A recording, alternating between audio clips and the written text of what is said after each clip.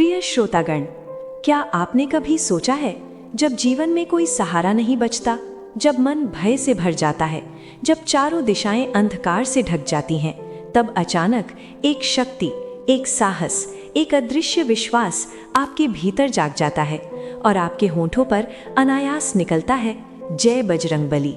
लेकिन क्यों कलयुग में सबसे पहले स्मरण हनुमान जी का ही होता है? क्यों संकट में सबसे पहले पुकारा जाता है पवन पुत्र हनुमान? क्या केवल इसलिए कि वे बलवान हैं? नहीं, इसका कारण इससे कहीं अधिक गहरा है। ये केवल एक जन्म कथा नहीं है, ये उस दिव्य शक्ति के अवतरण की कथा है जो स्वयं भगवान शिव के अंश से धरती पर आई थी, और वो भी केवल एक उद्देश्य से, भगवान श्री राम की सेवा के लिए। ध्यान से सुनिए, यदि आप इस कथा को अंत तक श्रद्धा से सुनेंगे तो केवल कथा ही नहीं सुनेंगे, बल्कि अपने जीवन में हनुमान जी की कृपा को अनुभव भी करेंगे। प्रिय श्रोतागण, हनुमान जन्मोत्सव साधारण तिथि नहीं है। ये वो दिन है जब स्वयं शक्ति भक्ति बनकर जन्म लेती है। ये वो दिन है जब सेवा परम सिद्धि बन जाती है। ये वो दिन है जब अहंकार समाप्त होता है और समर्पण जन्म लेता है। अब आप सोच रहे होंगे, लेकिन क्यों भगवान शिव को स्वयं वानर रूप में जन्म लेना पड़ा? क्यों देवताओं को एक वानर बालक की आवश्यकता पड़ी? और क्यों ये अवतरण त्रेता युग की सबसे रहस्यमयी घटना बना? इन प्रश्नों का उत्तर आपको इस कथा के भीतर मिलेगा, लेकिन उससे पहले एक छोटी सी प्रार्थना। यदि आपके हृदय में श्री राम के प्रति प्रेम है, यदि आपके जीवन में कभी संकट आया है और यदि आपने कभी हनुमान जी को पुकारा है, तो इस कथा को सुनते समय एक बार कमेंट में लिखिए जय श्री राम, जय हनुमान, और इस कथा को अधिक से अधिक लोगों तक पहुंचाइए ताकि ये दिव्य ऊर्जा हर घर तक पहुंच सके। प्रिय श्रोतागण, अब कथा आरंभ होती है। ये कथा आरंभ होती है स्वर्गलोक से। उस समय धरती पर अधर्म बढ़ चुका था। राक्षसों का अत्याचार चारों दिशाओं में फैल चुका था। ऋषि मुनि यज्ञ नहीं कर पा रहे थे। साधु संत वनों में छिपकर रहने लगे थे, और इन सब का कारण था राक्षस राज रावण। रावण केवल शक्तिशाली नहीं था, वो अत्यंत विद्वान भी था, वो शिव भक्त भी था, लेकिन उसका अहंकार उसकी भक्ति से बड़ा हो चुका था और यही उसके पतन का कारण बनने वाला था। देवताओं ने भगवान विष्णु से प्रार्थना की, प्रभु, अब पृथ्वी की रक्षा केवल आप ही कर सकते हैं। तब भगवान विष्णु ने कहा, मैं स्वयं मर्यादा पुरुषोत्तम श्री राम के रूप में पृथ्वी पर अवतार लूंगा। लेकिन केवल श्री राम का अवतार पर्याप्त नहीं था, क्योंकि रावण को वरदान प्राप्त था कि देवता उसे नहीं मार सकते। इसलिए देवताओं ने योजना बनाई कि वे स्वयं वानर रूप में जन्म लेंगे। और तब एक और महान निर्णय लिया गया। भगवान शिव ने कहा, जब स्वयं श्री राम पृथ्वी पर आएंगे तो क्या मैं उनकी सेवा से वंचित रह सकता हूँ? नहीं, ये संभव नहीं था। तभी भगवान शिव ने एक अद्भुत संकल्प लिया, मैं स्वयं उनकी सेवा करने के लिए वानर रूप में जन्म लूंगा। और यही संकल्प आगे चलकर हनुमान जन्म का कारण बना। स्वर्गलोक में एक अत्यंत सुंदर और तेजस्विनी अप्सरा थी, अंजना। उनकी सुंदरता केवल बाहरी नहीं थी, उनका हृदय पवित्र था, उनका स्वभाव नम्र था और उनकी आत्मा भक्ति से भरी हुई थी। लेकिन प्रिय श्रोतागण, कभी कभी भाग्य भी महान कार्यों की तैयारी करता है। एक दिन अंजना अप्सरा ऋषियों के आश्रम के पास से गुजर रही थी। वहां एक महान ऋषि गहन ध्यान में लीन थे। अंजना की चंचलता और अप्सरा स्वभाव के कारण उन्होंने अनजाने में उन ऋषि की तपस्या भंग कर दी। ऋषि ने जब नेत्र खोले तो उनका ध्यान टूट चुका था। उन्होंने क्रोधित होकर कहा, हे अंजना, तुमने मेरी तपस्या भंग की है, इसलिए तुम्हें पृथ्वी लोक में वानरी रूप में जन्म लेना होगा। ये सुनते ही अंजना भयभीत हो गई। उनकी आंखों में आंसू भर आए। उन्होंने फोल्डेड हैंड से कहा, हे महर्षि, मुझसे ये भूल अनजाने में हुई है, कृपया मुझे क्षमा करें। ऋषि का हृदय करुणा से भर गया। उन्होंने कहा, श्राप तो अब बदल नहीं सकता, लेकिन इसका अंत अत्यंत शुभ होगा। तुम्हारे गर्भ से एक दिव्य पुत्र जन्म लेगा। वो पुत्र अत्यंत तेजस्वी होगा, वो देवताओं के समान शक्तिशाली होगा और उसका नाम युगों तक संसार में अमर रहेगा। प्रिय श्रोतागण, ये कोई साधारण भविष्यवाणी नहीं थी, ये एक संकेत था कि सृष्टि एक महान परिवर्तन की तैयारी कर रही थी। अब समय बीता और श्राप के अनुसार अंजना का जन्म पृथ्वी पर हुआ। उन्होंने जन्म लिया वानर कुल में। उनका विवाह हुआ वानर राज केसरी से।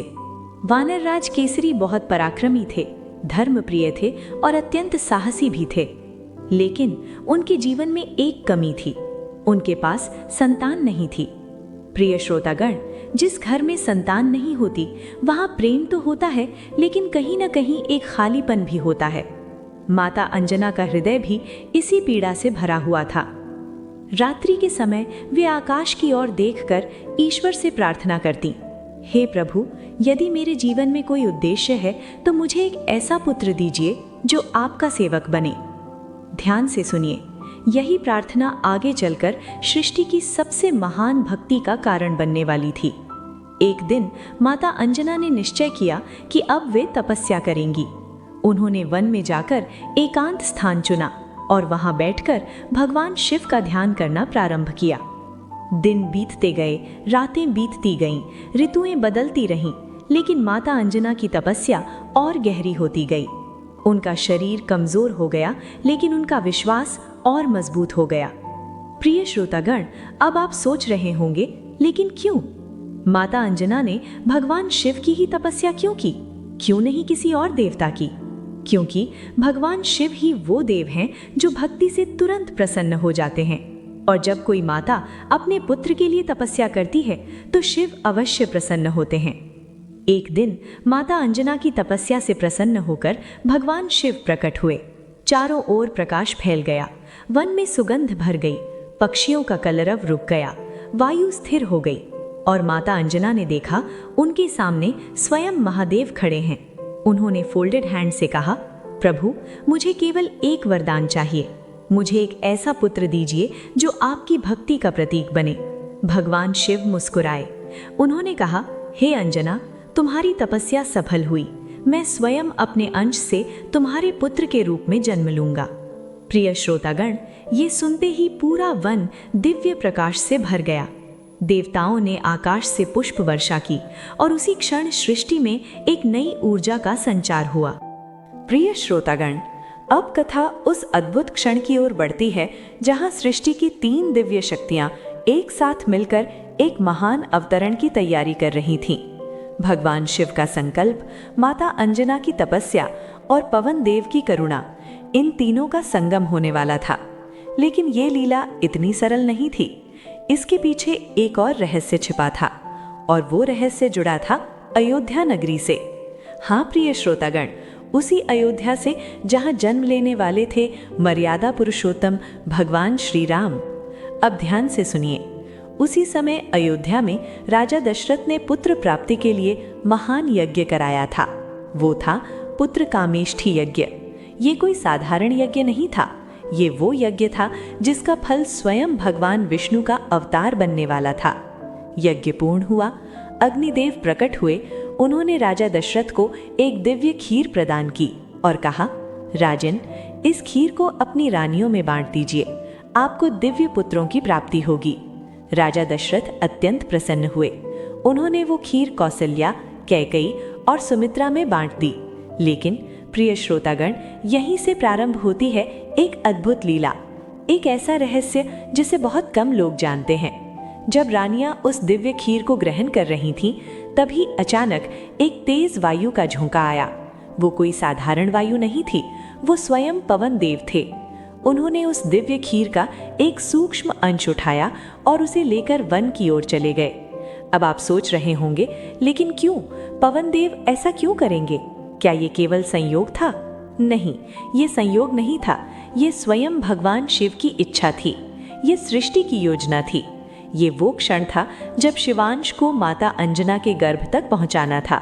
पवन देव उस दिव्य अंश को लेकर पहुंचे जहां माता अंजना गहन ध्यान में लीन थी। उनकी आंखें बंद थीं, उनका मन शिव में स्थिर था, उनका हृदय पूर्ण समर्पण में डूबा हुआ था। और उसी समय पवन देव ने उस दिव्य अंश को उनके समीप पहुंचा दिया। प्रिय श्रोतागण, जैसे ही वो दिव्य ऊर्जा माता अंजना तक पहुंची, उसी क्षण भगवान शिव का अंश उनके गर्भ में प्रवेश कर गया। वन में प्रकाश फैल गया। आकाश में देवताओं का संगीत गूंज उठा।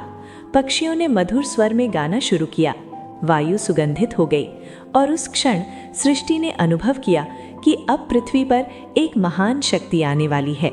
प्रिय श्रोतागण, ये केवल जन्म की तैयारी नहीं थी, ये भक्ति के अवतरण की तैयारी थी, ये सेवा के अवतरण की तैयारी थी, ये समर्पण के अवतरण की तैयारी थी। अब आप सोच रहे होंगे, लेकिन इस लीला में पवन देव की भूमिका इतनी महत्वपूर्ण क्यों थी? ध्यान से सुनिए, पवन केवल वायु नहीं है, पवन जीवन है, पवन प्राण है, पवन गति है। और इसलिए जब भगवान शिव का अंश माता अंजना के गर्भ में पहुंचा तो पवन देव ने उसे अपने संरक्षण में ले लिया। इसी कारण आगे चलकर वो बालक कहलाया पवन पुत्र हनुमान। प्रिय श्रोतागण, यहाँ एक गहरा रहस्य छिपा है। हनुमान जी का जन्म केवल शिवांश से नहीं हुआ, उनका जन्म प्राण शक्ति से हुआ। इसका अर्थ क्या है? इसका अर्थ है, जहाँ प्राण शुद्ध होते हैं वहाँ भय समाप्त हो जाता है, जहाँ प्राण स्थिर होते हैं वहाँ मन स्थिर हो जाता है, और जहाँ मन स्थिर होता है वहाँ भक्ति जन्म लेती है। इसलिए हनुमान जी केवल शक्ति नहीं है, वे प्राण शक्ति के स्वामी हैं। और यही कारण है कि उनका स्मरण करते ही मन में साहस जाग जाता है। प्रिय श्रोतागण, अब समय आ गया था उस दिव्य क्षण का जिसकी प्रतीक्षा देवता कर रहे थे, ऋषि कर रहे थे और स्वयं सृष्टि कर रही थी। माता अंजना के गर्भ में वो दिव्य तेज बढ़ने लगा, उनका चेहरा चमकने लगा, उनकी आंखों में अद्भुत शांति उतर आई। वन के पशु पक्षी उनके पास आकर बैठने लगे, मानो प्रकृति स्वयं उस आने वाले बालक का स्वागत कर रही हो। लेकिन जितनी महान शक्ति का जन्म होने वाला था, उतनी ही बड़ी परीक्षा भी आने वाली थी, क्योंकि हर दिव्य अवतार किसी उद्देश्य से आता है और उस उद्देश्य की तैयारी जन्म से पहले ही शुरू हो जाती है। उस दिव्य क्षण पर जिसकी प्रतीक्षा केवल माता अंजना ही नहीं बल्कि देवता भी कर रहे थे, वन शांत था, आकाश निर्मल था, पवन मंद गति से बह रही थी, प्रकृति जैसे स्वयं प्रतीक्षा में थी। और तभी वो पावन क्षण आया। चैत्र मास की पवित्र तिथि पर मंगलवार का शुभ दिन था। सूर्य की किरणें विशेष तेज से चमक रही थीं। वन में दिव्य सुगंध फैल गई और उसी क्षण माता अंजना की गोद में एक दिव्य बालक का जन्म हुआ। प्रिय श्रोतागण, वो कोई साधारण बालक नहीं था।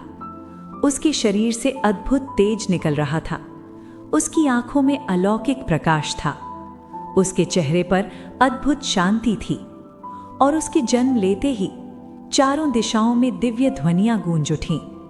आकाश से देवताओं ने पुष्प वर्षा की, ऋषियों ने मंत्रोच्चार किया और पवन देव ने अपने पुत्र को अपने प्राणों की तरह सुरक्षित कर लिया। इसीलिए वो कहलाए पवन पुत्र हनुमान।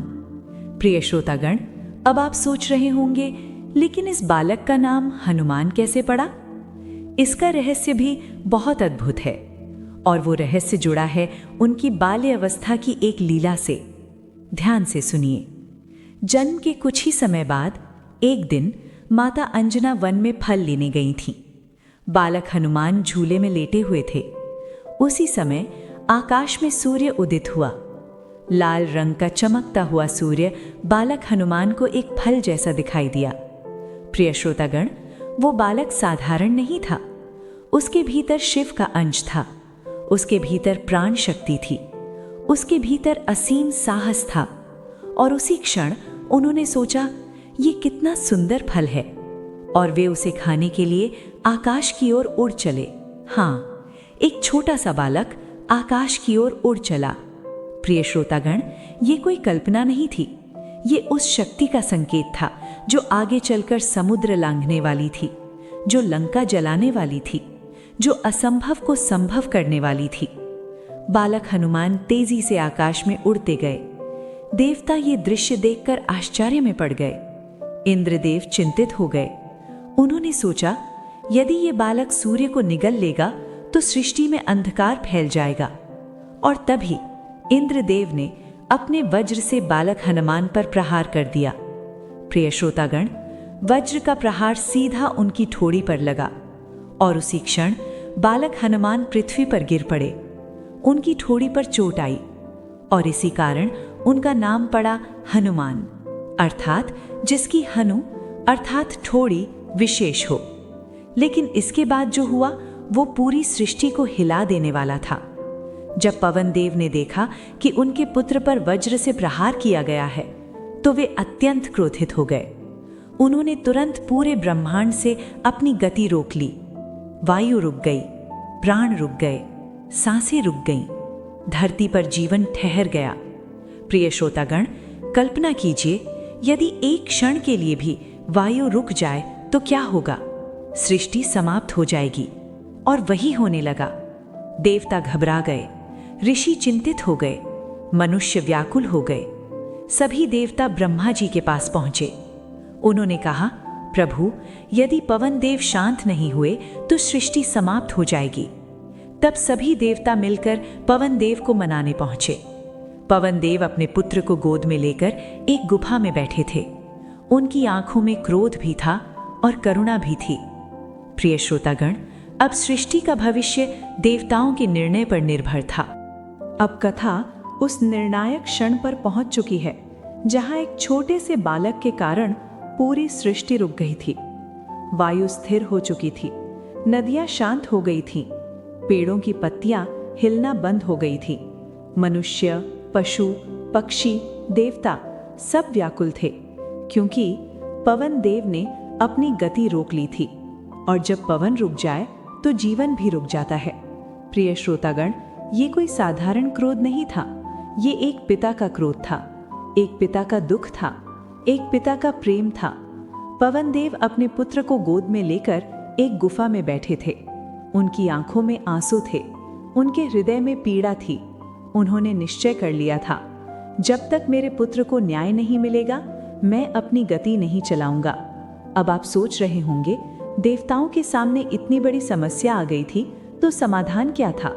समाधान था क्षमा, आशीर्वाद और स्वीकार। तभी सभी देवता ब्रह्मा जी के साथ उस गुफा में पहुंचे। ब्रह्मा जी ने पवन देव से कहा, हे पवन देव, आपका पुत्र साधारण नहीं है। ये बालक सृष्टि के कल्याण के लिए आया है। उन्होंने बालक हनुमान के सिर पर अपना हाथ रखा और उसी क्षण बालक हनुमान फिर से जीवित हो उठे। उनकी आंखें खुली, उनके चेहरे पर दिव्य तेज चमक उठा। प्रिय श्रोतागण, जैसे ही पवन देव ने देखा कि उनका पुत्र जीवित हो गया है, उनका क्रोध शांत हो गया। वायु फिर से चलने लगी, प्राण फिर से बहने लगे, सृष्टि फिर से जीवित हो गई। लेकिन देवताओं को अपनी भूल का एहसास हो चुका था। उन्होंने समझ लिया था, ये कोई साधारण बालक नहीं है, ये भविष्य में धर्म की रक्षा करने वाला है। और तभी एक एक करके सभी देवताओं ने बालक हनुमान को अद्भुत वरदान देने प्रारंभ किए। ध्यान से सुनिए, ये वही क्षण था जब एक बालक देवताओं की शक्तियों का स्वामी बनने वाला था। सबसे पहले ब्रह्मा जी बोले, हे बालक, तुम पर कोई भी अस्त्र शस्त्र प्रभाव नहीं करेगा। इसके बाद इंद्रदेव आगे आए। उन्होंने कहा, मेरे वज्र से जो तुम्हें चोट लगी है उसके प्रायश्चित के रूप में मैं तुम्हें वरदान देता हूँ। तुम्हारी देह वज्र के समान कठोर होगी। सूर्यदेव आगे आए। उन्होंने कहा, मैं तुम्हें अपना शिष्य बनाऊंगा, मैं तुम्हें ज्ञान प्रदान करूंगा। वरुण देव बोले, जल तुम्हें कभी नुकसान नहीं पहुंचा सकेगा। अग्निदेव बोले, अग्नि तुम्हें कभी जला नहीं सकेगी। यमराज बोले, तुम पर मृत्यु का प्रभाव नहीं होगा। कुबेर बोले, तुम्हें कभी धन की कमी नहीं होगी।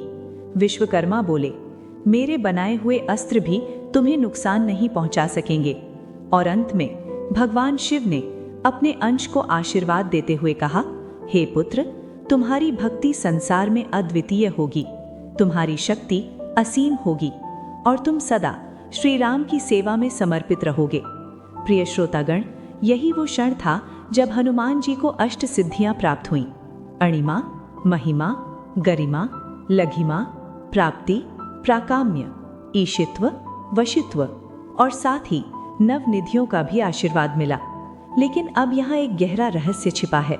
इतनी शक्तियां प्राप्त होने के बाद भी हनुमान जी अहंकारी क्यों नहीं बने? ध्यान से सुनिए, क्योंकि उनका जन्म शक्ति बनने के लिए नहीं हुआ था, उनका जन्म भक्ति बनने के लिए हुआ था। प्रिय श्रोतागण, यही हनुमान जी की सबसे बड़ी विशेषता है। वे केवल शक्तिशाली नहीं हैं, वे केवल वीर नहीं हैं, वे केवल बुद्धिमान नहीं हैं, वे समर्पण के स्वरूप हैं और यही कारण है कि आज भी जो व्यक्ति सच्चे मन से हनुमान जी का स्मरण करता है, उसके जीवन के संकट धीरे धीरे समाप्त होने लगते हैं। लेकिन इतनी शक्तियां प्राप्त करने के बाद बालक हनुमान की बाल लीलाएं और भी अद्भुत होने वाली थीं। उनकी चंचलता, उनकी ऊर्जा और उनका साहस ऋषियों के लिए भी एक परीक्षा बनने वाला था। जब भक्ति अपने भगवान से मिलने वाली थी, वो क्षण जब सेवा अपने उद्देश्य को पहचानने वाली थी, वो क्षण जब शिव का अंश राम के चरणों में समर्पित होने वाला था। ध्यान से सुनिए, ये केवल एक मिलन नहीं था, ये सृष्टि की सबसे पवित्र भेंट थी। ये वो क्षण था जिसके बिना हनुमान जन्म की कथा अपूर्ण रह जाती। प्रिय श्रोतागण, समय बीत चुका था। बालक हनुमान अब युवा हो चुके थे। उनकी बुद्धि अत्यंत तीव्र थी, उनका स्वरूप अत्यंत तेजस्वी था, उनका हृदय अत्यंत विनम्र था। लेकिन ऋषियों के वरदान के कारण वे अपनी शक्ति को भूल चुके थे। वे अब वानराज सुग्रीव के साथ ऋष्यमूक पर्वत पर रहते थे। उसी समय एक और महान लीला घटित हो रही थी। भगवान श्री राम और लक्ष्मण जी वन में माता सीता की खोज कर रहे थे। सीता माता का हरण रावण कर चुका था। भगवान श्री राम का हृदय वियोग से व्याकुल था, लेकिन उनके मुख पर धैर्य था, उनकी आंखों में करुणा थी और उनके चरणों में धर्म था। प्रिय श्रोतागण, एक दिन ऋष्यमूक पर्वत के पास सुग्रीव ने देखा, दो तेजस्वी पुरुष वन में घूम रहे हैं। उनके हाथों में धनुष है, उनकी चाल अत्यंत गंभीर है, उनका तेज अत्यंत दिव्य है। सुग्रीव भयभीत हो गए। उन्होंने सोचा, कहीं ये बाली के भेजे हुए योद्धा तो नहीं। तब उन्होंने अपने सबसे बुद्धिमान मंत्री को बुलाया और वो मंत्री थे हनुमान। प्रिय श्रोतागण, यही वो क्षण था जिसके लिए हनुमान जी का जन्म हुआ था। सुग्रीव ने कहा, हनुमान, जाकर पता लगाओ ये दोनों पुरुष कौन हैं। हनुमान जी ने तुरंत ब्राह्मण का रूप धारण किया और वे चल पड़े भगवान श्री राम के पास। अब ध्यान से सुनिए। जैसे ही हनुमान जी श्री राम के सामने पहुंचे, उन्होंने पहली बार उनके चरणों को देखा। उन चरणों में वो करुणा थी, वो शांति थी, वो आकर्षण था जिसे देखकर हनुमान जी का हृदय कंपित हो उठा। उन्होंने फोल्डेड हैंड से कहा, हे प्रभु, आप कौन हैं? आपका तेज अत्यंत दिव्य है, आप साधारण मनुष्य नहीं लगते। प्रिय श्रोतागण, जैसे ही हनुमान जी बोले, भगवान श्री राम मुस्कुराए। उन्होंने लक्ष्मण जी की ओर देखकर कहा, लक्ष्मण, देखो, ये वानर नहीं है, ये अत्यंत विद्वान है। इसकी वाणी में विनम्रता है, इसके शब्दों में ज्ञान है। फिर भगवान श्री राम ने कहा, हम अयोध्या के राजकुमार हैं, मैं राम हूँ और ये मेरे भ्राता लक्ष्मण हैं। हम अपनी पत्नी सीता की खोज में यहाँ आए हैं। प्रिय श्रोतागण, जैसे ही हनुमान जी ने सुना मैं राम हूँ, उनका हृदय भाव विभोर हो गया। उनकी आंखों से आंसू बहने लगे, उनका शरीर कंपित हो उठा और उसी क्षण उनकी आत्मा ने पहचान लिया, ये वही हैं, ये मेरे प्रभु हैं, ये वही हैं जिनकी सेवा के लिए मैं पृथ्वी पर आया हूँ। हनुमान जी तुरंत अपने वास्तविक स्वरूप में आ गए। उन्होंने श्री राम के चरणों में दंडवत प्रणाम किया और भावुक होकर बोले, प्रभु, मुझे क्षमा कीजिए, मैं आपको पहचान नहीं पाया। प्रिय श्रोतागण, उस क्षण भगवान श्री राम ने हनुमान जी को उठाया, उन्हें अपने हृदय से लगाया और कहा, हनुमान, तुम मेरे हो। ध्यान से सुनिए, ये केवल शब्द नहीं थे, ये आशीर्वाद था, ये स्वीकार था, ये भक्ति और भगवान के बीच अनंत संबंध की स्थापना थी। प्रिय श्रोतागण, यही वो क्षण था जब संसार ने जाना सच्ची भक्ति क्या होती है, सच्चा समर्पण क्या होता है, सच्ची सेवा क्या होती है। लेकिन हनुमान जन्मोत्सव की कथा अभी अपने अंतिम रहस्य तक नहीं पहुंची है, क्योंकि हनुमान जी का जन्म केवल श्री राम से मिलने के लिए नहीं हुआ था। उनका जन्म हुआ था संपूर्ण कलयुग के लिए एक अमर आशा बनने के लिए। प्रिय श्रोतागण, अब कथा पहुंच चुकी है उस दिव्य सत्य के निकट जिसे जानने की इच्छा हर भक्त के हृदय में होती है। एक प्रश्न जो अक्सर मन में उठता है, क्या हनुमान जी आज भी जीवित हैं? क्या वे सच में कलयुग में भी पृथ्वी पर उपस्थित हैं? और यदि हाँ, तो कहाँ हैं, कैसे मिलते हैं और क्यों हनुमान जन्मोत्सव का दिन इतना विशेष माना जाता है? ध्यान से सुनिए, ये केवल कथा नहीं है, ये अनुभव का विषय है, ये विश्वास का विषय है, ये भक्ति का विषय है। प्रिय श्रोतागण, जब भगवान श्री राम और हनुमान जी का मिलन हुआ, तब केवल एक सेवक और भगवान का संबंध नहीं बना, बल्कि एक ऐसा संबंध बना जो युगों तक अमर रहने वाला था। हनुमान जी ने अपने जीवन का एक ही संकल्प लिया, प्रभु, मैं केवल आपकी सेवा करूंगा, और उन्होंने वो संकल्प निभाया। वन में सेवा, सुग्रीव की सहायता, समुद्र लांघना, अशोक वाटिका पहुंचना, माता सीता को संदेश देना, लंका दहन करना, संजीवनी लाना, हर कठिन क्षण में हनुमान जी राम कार्य में लगे रहे। प्रिय श्रोतागण, जब लंका विजय के बाद भगवान श्री राम अयोध्या लौटे और उनका राज्याभिषेक हुआ, तब सभी भक्तों को उनके कार्य के अनुसार आशीर्वाद और स्थान दिया गया। तभी भगवान श्री राम ने हनुमान जी की ओर देखा। उनकी आंखों में प्रेम था, उनके हृदय में करुणा थी। उन्होंने कहा, हनुमान, तुमने मेरे लिए जो किया है वो कोई देवता भी नहीं कर सकता। हनुमान जी फोल्डेड हैंड्स से बोले, प्रभु, मैंने कुछ नहीं किया, ये सब आपकी कृपा थी। प्रिय श्रोतागण, ध्यान से सुनिए, यही है हनुमान जी की महानता।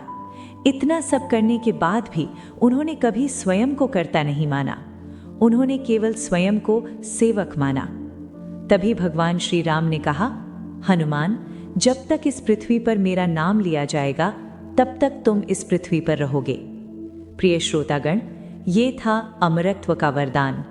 इसी कारण हनुमान जी को कहा जाता है चिरंजीवी। आज भी जहाँ राम कथा होती है, जहाँ राम नाम लिया जाता है, जहाँ सच्चे मन से भक्ति होती है, वहाँ हनुमान जी अवश्य उपस्थित होते हैं। अब आप सोच रहे होंगे, लेकिन हनुमान जन्मोत्सव का दिन इतना विशेष क्यों माना जाता है? ध्यान से सुनिए, ये वो दिन है जब स्वयं शिव अंश भक्ति बनकर पृथ्वी पर आया। ये वो दिन है जब शक्ति सेवा बनकर जन्मी। ये वो दिन है जब अहंकार समर्पण में बदल गया। और यही कारण है कि इस दिन यदि कोई भक्त सच्चे मन से हनुमान जी का स्मरण करता है, तो उसके जीवन के संकट धीरे धीरे समाप्त होने लगते हैं।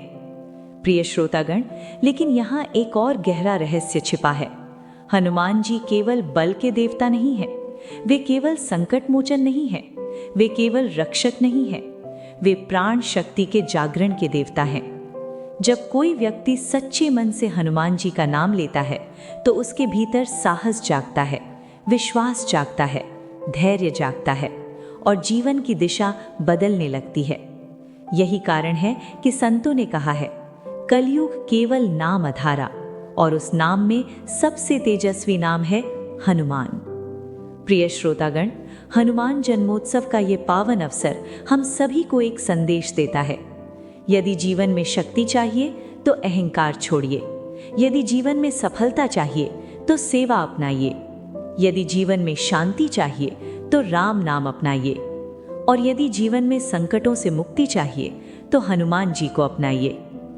आज इस पावन अवसर पर एक छोटा सा संकल्प कीजिए। प्रतिदिन कम से कम एक बार जय श्री राम और जय हनुमान अवश्य बोलेंगे। आप देखेंगे धीरे धीरे आपके जीवन में चमत्कार होने लगेंगे। प्रिय श्रोतागण, हनुमान जन्मोत्सव की ये कथा यहीं पूर्ण होती है। भगवान श्री राम आपके जीवन में धर्म स्थापित करें, पवन पुत्र हनुमान आपके सभी संकट दूर करें, और माता अंजना आपके जीवन को साहस और करुणा से भर दें। बोलिए, पवन पुत्र हनुमान की जय, संकट मोचन हनुमान की जय, सीताराम लक्ष्मण हनुमान की जय।